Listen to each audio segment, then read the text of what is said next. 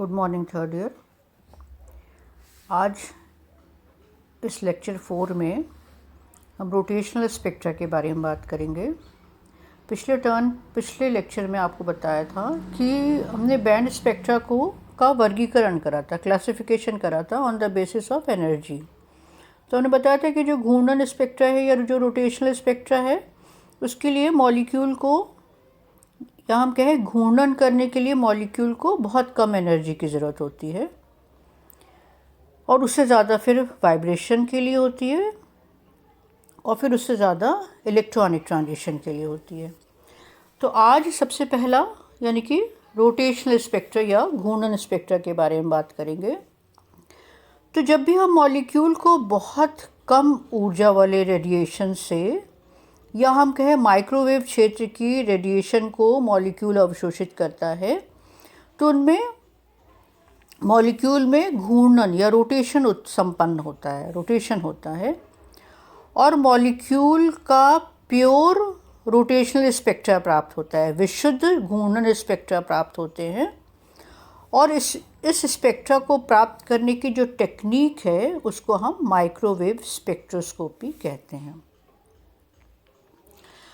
ना हम एग्जाम्पल एक डायटॉमिक मॉलिक्यूल का यानी कि द्विपरमाणुवीय अणु, और फिर हम देखें कि एनर्जी लेवल्स क्या क्या हैं, और हम डायटॉमिक मॉलिक्यूल को एक दृढ़ घूर्णक की तरह से मानते हैं।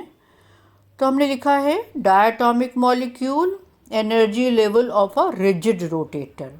रिजिड रोटेटर क्यों कहा? क्योंकि हमने जो डायटॉमिक मॉलिक्यूल है उसको एक रिजिड रोटेटर की तरह से माना है। If diatomic molecule A B है, मान लें जो डायटॉमिक मॉलिक्यूल है उसको एक दृढ़ घूर्णक की तरह से यदि हम माने, जिसमें कि ए और बी दो एटम हैं जिनका कि मास m1 तथा m2 है, जो आपको ये दिख रहा है ये m1 तथा m2 है, और दोनों के बीच में जो डिस्टेंस है वो है स्मॉल r। तो on the basis of wave mechanics rotational energy of the molecule is given by, ये रहा ER इज रोटेशनल एनर्जी, और हम ER को क्या कह सकते हैं, ये is equal to h² upon 8π² J+1। ये जो J है वो है रोटेशनल क्वांटम नंबर जिसकी वैल्यू आपको मालूम है, J की वैल्यू 0, 1, 2, 3 एंड सो ऑन हो सकती है। I है जड़त्व आघूर्ण मॉलिक्यूल का या moment inertia of the molecule, और I इज इक्वल टू होता है m1 into m2 upon m1 plus m2 into r², या I इज इक्वल टू, ये इज इक्वल टू होता है म्यू यानी कि रिड्यूस मास समानीत द्रव्यमान इंटू r²। तो I is equal to mu r²। Now next अब हम इसका डेरिवेशन करेंगे, व्युत्पत्ति देखेंगे कि रोटेशनल एनर्जी को हम कैसे डिराइव कर सके। जो इसके एक्सप्रेशंस हैं यानी कि एक तो ये और दूसरा जो एक्सप्रेशन है वो दूसरा ये, इन दोनों को अब हम डिराइव करेंगे। तो सबसे पहले जान लें कि कोई भी जो डायटॉमिक मॉलिक्यूल है उसके लिए जो गुरुत्व केंद्र है, गुरुत्व केंद्र बिंदु, वह पॉइंट है या वह बिंदु है जो कि हम कहें कि इस शर्त का पालन करे या जो निम्न कंडीशन को संतुष्ट करता है। कौन सी कंडीशन को संतुष्ट करे कि यानी कि m1 r1 is equal to m2 r2। देखिए आप यहाँ पर ये रहा m1 और ये सेंटर ऑफ ग्रेविटी और ये इस न्यूक्लियस के बीच का दूरी कितनी है r1। उस तरह से दूसरे का मास है m2 और सेंटर ऑफ ग्रेविटी और इस न्यूक्लियस के बीच की दूरी कितनी है r2। तो किसका पालन करें? पहला क्या हो गया m1 r1 plus m2 r2। And the moment of inertia of the diatomic molecule, जो जड़त्व आघूर्ण है डायटॉमिक मॉलिक्यूल का, द्विपरमाणुवीय अणु का, उसका जड़त्व आघूर्ण हम इक्वेशन नंबर 2 से दे सकते हैं। क्या है वो? m1r1 square plus m2r2 square. और साथ ही हमें मालूम है कि r1 plus r2 is equal to r। दोनों जो एटम है उनके न्यूक्लियाई के बीच की दूरी कितनी है, r। और सेंटर ऑफ ग्रेविटी और एक न्यूक्लियाई के बीच की दूरी r1, उसी तरह से दूसरे की r2। तो r1 plus r2 is equal to हो जाता है r। नो इक्वेशन नंबर 1 लेके चलें तो m1r1 हम यहाँ पर क्या करेंगे, r1 और r2 यानी कि ये r1 और r2 की हम वैल्यू निकालेंगे। तो देखिए इक्वेशन नंबर 1 लेके चले तो क्या हुआ, m1r1 और m2, यहाँ से रहा m2 और r2 की वैल्यू हमने यहाँ से ले ली। तो r2 इज इक्वल टू क्या हो गया, r माइनस r1। अब जरा से इस ब्रैकेट को खोलेंगे तो ये m1r1 एज इट इज़ लिख लिया हमने, और ये नेक्स्ट स्टेप पर m2r माइनस m2r1। हमें किसकी वैल्यू निकालनी है, r1 की। तो r1 वाले को एक तरफ कर लें, तो ये m2r1 को हम उधर ले जाएं तो क्या हो गया, m1r1 पहले से है, ये माइनस साइन के साथ है तो इधर आ गया तो प्लस m2r1 और m2r ये रह गया। यहाँ पर r1 हमने कॉमन ले लिया। Now r1 is equal to क्या आ गया, m2r upon m1 plus m2, यानी कि r1 है तो यहाँ पर m2 है। उस तरह से r2 की अगर हम निकालेंगे तो क्या होगा, सिंपली केवल चेंज इसी तरह से हम निकाल सकते हैं, लेकिन हम सिंपली ऐसे लिख सकते हैं कि r2 is equal to r upon m1 plus m2 तो सेम है, लेकिन यहाँ पर r2 है तो यहाँ पर क्या आ गया m1। तो r1 is equal to m2r upon m1 plus m2 और r2 is equal to m1r upon m1 plus m2। ये इक्वेशन नंबर 4 तथा 5 हो गया। नाउ अब इक्वेशन नंबर 4 तथा 5 से हम वैल्यू को इक्वेशन नंबर 2 में रखेंगे। तो इक्वेशन नंबर 2 क्या था हमारा, इक्वेशन नंबर 2 था ये वाला, यानी कि i is equal to m1r1 square plus m2r2 square. किसकी वैल्यू रखेंगे, हमें r1 की वैल्यू रखनी है और हमें r2 की वैल्यू रखनी है। तो सेकेंड वाले स्टेप देखिए, m1 हमने एज इट इज लिख दिया। अब r1 की वैल्यू क्या है, r1 की वैल्यू है m2 r, ये रहा r, चूँकि स्क्वायर है इसलिए हमने क्या करा, m2 स्क्वायर और r स्क्वायर कर दिया। और डिनोमिनेटर में क्या है, m1 प्लस m2, तो m1 प्लस m2 का भी हमने स्क्वायर कर दिया। सेम उसी तरह से इधर आ जाए दूसरी तरफ, तो ये m2 एज इट इज आ दिया। r2 की वैल्यू क्या है, r क्या है m1 r, तो m1 square r square upon m1 plus m2 का स्क्वायर। अब यहाँ पर m1 प्लस m2 यदि हम कॉमन ले लें, पहले तो m1 प्लस m2 एलसीएम ले लेते हैं और उसके बाद ऊपर न्यूमरेटर जो है उसमें हम m1 और m2 को कॉमन ले लें, तो इधर आ जाएगा m2 अंदर ब्रैकेट के अंदर, इधर आ जाएगा m1। तो हमने यहाँ पर लिख दिया m1 प्लस m2 और फिर r स्क्वायर भी हमने कॉमन ले लिया। तो दो चीज़ें कॉमन ली हैं, m1 m2 और r स्क्वायर। अब ये m1 प्लस m2 और इधर m1 प्लस m2 ये कैंसिल हो जाता है और हमारे पास क्या आ जाता है, i is equal to m1 m2 upon m1 plus m2 into r square, यानी कि i is equal to mu r square. तो ये पहला एक्सप्रेशन हमने डिराइव कर लिया। अब हमें ई रोटेशनल निकालना है। तो जो कोणीय संवेग है, जो मॉलिक्यूल रोटेट कर रहा है, देखिए ये देखिए आपको मॉलिक्यूल दिखाया है, ये m1 एंड m2, बीच की दूरी r, और मॉलिक्यूल का रोटेशन कैसे हो रहा है, दृढ़ घूर्णक की तरह, यानी कि ये जो बॉन्ड है इसमें कोई फ्लेक्सिबिलिटी नहीं है और ये इधर जा रहा है और ये इस तरफ आ रहा है। तो इस तरह से घूर्णन हो रहा है मॉलिक्यूल का। तो जो रोटेटिंग मॉलिक्यूल है उसके लिए हम कोणीय संवेग लेते हैं।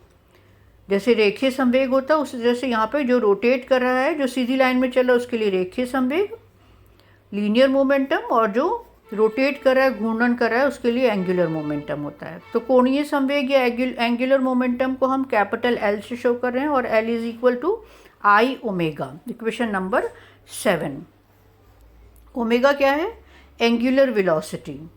जिस तरह से linear momentum m into v होता है उसी तरह से आप ये देखिए ये L is equal to I omega हो गया। लेकिन जो एंगुलर मोमेंटम है वो क्वांटाइज्ड है और जिसकी वैल्यू को हम दे सकते हैं इस इक्वेशन नंबर 8 से। क्या है इक्वेशन नंबर 8 में? L is equal to under root J plus 1 h upon 2 pi. Now जो एनर्जी है, और J इज इक्वल टू आपको मालूम है 0 1 2 3 एंड सो ऑन। जो एनर्जी है रोटेटिंग मॉलिक्यूल का यानी कि ई रोटेशनल, वो E rotational is equal to होता है I omega square, half I omega square. Now E rotational is equal to, ये हमने क्या करा, आई ओमेगा का स्क्वायर कर दिया। अब यहाँ पर चूँकि आई का भी स्क्वायर कर दिया इसलिए हमने नीचे क्या लिख दिया, आई लिख दिया। तो नीचे 2 पहले से था और आई और हो गया। और आई ओमेगा इज इक्वल टू क्या है, देखिए आई ओमेगा इज इक्वल टू है एल। तो हम यहाँ पे क्या लिख सकते हैं, आई ओमेगा स्क्वायर है तो हम इसको लिख सकते हैं एल स्क्वायर अपॉन 2i। अब एल की वैल्यू भी पीछे पीछे आपको दी हुई है। इक्वेशन नंबर 8 में आपको एल की वैल्यू दी थी। एल की वैल्यू क्या थी, under root J plus 1 h upon 2 पाई। तो एल स्क्वायर है तो अंडर रूट जे प्लस 1 था, तो अंडर रूट हट गया, जे प्लस 1 हो गया। और h अपॉन 2 पाई था, तो वो इसको स्क्वायर करेंगे तो h square upon 4 pi into ये 1 अपॉन 2 पाई, ये लिख दिया। जो इसको सॉल्व करें तो क्या हो जाएगा, ये 4 इंटू 2 8 पाई स्क्वायर आई h स्क्वायर और जे प्लस 1। तो ई रोटेशनल इज इक्वल टू आ गया हमारे पास h square 8 pi square I J plus 1, equation number 10। E rotational की जगह पर हम ई जे लिखते हैं। तो इक्वेशन नंबर 11 में आप देखिए क्या लिखा है, E rotational is equal to E J h square upon 8 pi square I J plus 1, equation number 11। Now putting j is equal to 0 1 2 3 in the above equation, यानी कि ये इक्वेशन नंबर 11 में यदि हम j की वैल्यू रख दें, j की वैल्यू क्या क्या हो सकती है, जब फर्स्ट लेवल पे होगा तो 0 है j की वैल्यू, सेकेंड लेवल पर होगा तो 1 हो जाएगी एंड सो ऑन। तो j की वैल्यू यदि हम रखते हैं तो हमें रोटेशन एनर्जी लेवल जो हमें प्राप्त होती है वो इस तरह से प्राप्त होती है। तो आप देख रहे हैं कि ये जो डायग्राम है इसमें जो एनर्जी लेवल के बीच की जो दूरी है वो लगातार बढ़ती जा रही है। देखिए शुरू में इतनी, फिर इतनी बढ़ी, फिर और बढ़ गई, यानी कि जैसे जैसे जो एनर्जी लेवल बढ़ता जा रहा है वैसे वैसे एनर्जी लेवल के बीच की दूरी भी बढ़ती जा रही है। किस वजह से बढ़ रही है, because of the factor J plus 1। इस फैक्टर की वजह से जो एनर्जी लेवल की दूरी इक्वल नहीं है बल्कि लगातार बढ़ती जा रही है। तो ये डायग्राम में देखिए ये वैल्यू किसकी है, 0 1 2 3 वैल्यू किसकी है, जे की वैल्यू है। और ये वैल्यू डिफरेंट, ये किसकी वैल्यू है, ये आपके ई रोटेशनल की वैल्यू। अब देखिए j इज इक्वल टू यदि हम 0 रख देते हैं तो ये अगर 0 हो गया तो ये पूरा ई रोटेशनल 0 हो गया, यानी कि 0 हो गया। j की वैल्यू यदि हम 1 रखते हैं तो ये 1 और ये अंदर j 1 प्लस 1 यानी कि 1 प्लस 1 2, तो कितना हो गया 2h square upon 8 pi square I. ना h की वैल्यू यदि हम 2 रखते हैं तो ये बाहर 2 और ये 2 प्लस 1 3 इंटू 2 6, तो ये हो गया 6h square upon 8 pi square I. और उसमें से आगे 3 रख के देखिए, 3 प्लस 1 4, और 4 को यदि हम 3 से मल्टीप्लाई कर देंगे तो कितना आ जाएगा 12। तो आप देख रहे हैं लगातार वैल्यू बढ़ती जा रही है, और जैसे जैसे जे की वैल्यू बढ़ती जा रही है एनर्जी लेवल के बीच में जो गैप है वो भी बढ़ता जा रहा है। तो रोटेशनल रीजन में स्पेक्ट्रा को हम जनरली एक्सप्रेस करते हैं इन टर्म्स ऑफ वेव नंबर। यहाँ हम कहें सेंटीमीटर इनवर्स में हम एक्सप्रेस करते हैं, और इसीलिए एनर्जी को हम कंसिडर करेंगे सेंटीमीटर इनवर्स में। एनर्जी को हम कन्वर्ट करेंगे, यानी कि एनर्जी जूल को हम कन्वर्ट करेंगे, जूल को हम सेंटीमीटर इनवर्स में बदलेंगे। तो उसको कन्वर्ट करने के लिए हम एनर्जी में hc का भाग देते हैं। ये देखिए hc का हम भाग दे रहे हैं। अब ये क्यों भाग दे रहे हैं ये हम आपको नेक्स्ट टॉपिक में क्लियर कर देंगे कि ई जे को हम ई रोटेशनल कहते हैं। ई जे बार क्या हुआ, energy in terms of wave number या in terms of unit centimetre inverse. तो E J bar is equal to क्या हुआ, ई जे अपॉन एच सी। और ई जे अपॉन एच सी हमने क्यों करा है, जूल को सेंटीमीटर इनवर्स में चेंज करने के लिए। तो ई जे अपॉन एच सी, तो ये क्या हो जाएगा, h यहाँ पर h स्क्वायर था तो वो हट गया और c नया इसमें आ गया है आपके एक्सप्रेशन में। तो h upon 8 pi square I C J plus 1 equation number 12। और ई जे बार क्या हुआ, rotational energy in terms of centimetre inverse. Now E J bar is equal to हम लिख सकते हैं बी जे प्लस 1। अब यहाँ पर b क्या हो गया, b ये पूरा टर्म हो गया। तो b इज इक्वल टू क्या हो गया, h upon 8 pi square I C. B को हम कहते हैं रोटेशनल कांस्टेंट या घूर्णन स्थिरांक। अब जो ये घूर्णन ऊर्जा है यानी कि ई जे बार है वो आई पर निर्भर करती है और घूर्णन क्वांटम संख्या रोटेशनल क्वांटम नंबर जे पर निर्भर कर रही है। देखिए ये आपको दिख रहा है आई एंड जे। आई पर निर्भर कर रहा है, ये देखिए यहाँ से, और ये रहा जे पर निर्भर कर रहा है। आई एंड ये रहा आई और ये रहा जे। अब यहाँ पर भी यदि हम जे की वैल्यू 0 1 2 3 एंड सो ऑन रखेंगे तो इक्वेशन नंबर यदि हम 13 में रख दें तो वैल्यू क्या आ जाएगी, 0 2b 6b 12b 20b and so on. Same उसी तरह से जैसे आपने यहाँ पर वैल्यू रखा था तो यहाँ पर क्या था 2 6 12 ये आ रहा था ना, 0 2 6 12। उस तरह से आप यहाँ पे भी देखिएगा क्या आ रहा है, 0 2 6 12। लेकिन यहाँ पर क्या आ जा रहा है, बी क्यों इंट्रोड्यूस हुआ, क्योंकि हमने एच सी से डिवाइड कर दिया। तो आज बच्चों यहीं तक लेंगे, नेक्स्ट टर्न पे हम लेंगे selection rule for rotational spectrum. Thank you.